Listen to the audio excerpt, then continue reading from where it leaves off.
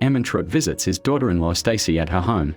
After a brief, awkward reunion, they watch Stacy's daughter Kaylee, Mike's granddaughter, playing outside. Mike reveals he's moved west for the duration and insists he's better now, apologizing for how long it took him to get his life together. He expresses his desire to be present for his family. Stacy then opens up about her concerns regarding her late husband Maddie's behavior before his death. She describes how Maddie became moody, wasn't sleeping or eating well, and wouldn't talk to her about what was bothering him. Most significantly, she mentions overhearing a heated late-night phone call Maddie had approximately 3 or 4 days before his death. Stacy believes this call was with Mike, as Maddie and his father were thick as thieves. Mike firmly denies having such a conversation with his son and suggests alternative explanations, like Maddie speaking with a confidential informant about a case. He then gently advises Stacy to stop tormenting herself with "what ifs" about Maddie's death, saying, "Maddie's gone. And that's really all there is to it." This seems to shut down the conversation, with Stacy needing to get back to Kaylee. Despite Mike's offer to help with childcare, Stacy leaves him with a cold "see you around," suggesting tension remains between them. The scene shifts to Mike in a cab, giving a destination of Francisco. The driver asks if Mike knows the town well. We then see Mike at what appears to be a veterinarian's office, getting a wound stitched up. The vet notices that Mike has previously tried to sew the wound himself. As the vet works on his injury, he makes small talk, asking if there's a story behind the wound. Mike remains characteristically tight-lipped. The vet completes the stitches, charging Mike $500 for the treatment. He offers pain medication, suggesting something a little less human-centric, at a discounted price, but Mike refuses, saying he's an aspirin man. The vet gives him a couple of pills anyway, in case you change your mind. The vet then probes whether Mike is new to town and if he's staying. When Mike questions why he's asking, the vet implies he has connections who could offer Mike work, suggesting criminal opportunities. Mike firmly declines, stating, "I am not looking for that kind of work." The vet's demeanor shifts slightly, commenting that they could have been friendly.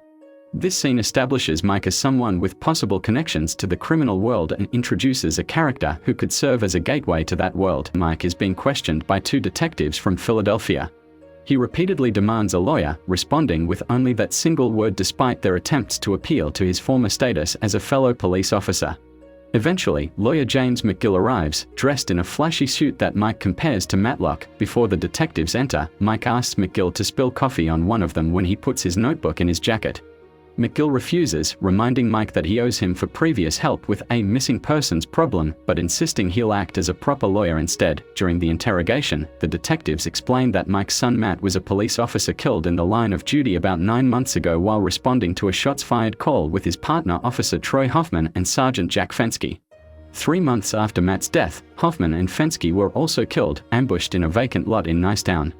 The detectives suspect that Hoffman and Fensky were involved in bad business that may have gotten Matt killed, and they are hoping Mike can provide information. Mike claims minimal knowledge about Hoffman and Fensky, though he admits seeing them at a bar, probably McClear's, the night they died. The detectives note that Mike left Philadelphia for Albuquerque the very next day and didn't return for their funerals. When pressed, Mike maintains he has nothing useful to offer. After the detectives leave, McGill accidentally on purpose spills coffee on one of them, creating a distraction during which Mike steals a page from the detective's notebook. McGill is upset that Mike manipulated him into participating in what could be considered obstruction of justice. Later, Mike visits Stacy's home again, angrily asking if she called the Philadelphia police. She admits she did, explaining she found $5,000 to $6,000 in cash hidden in the lining of Matt's suitcase after moving to Albuquerque.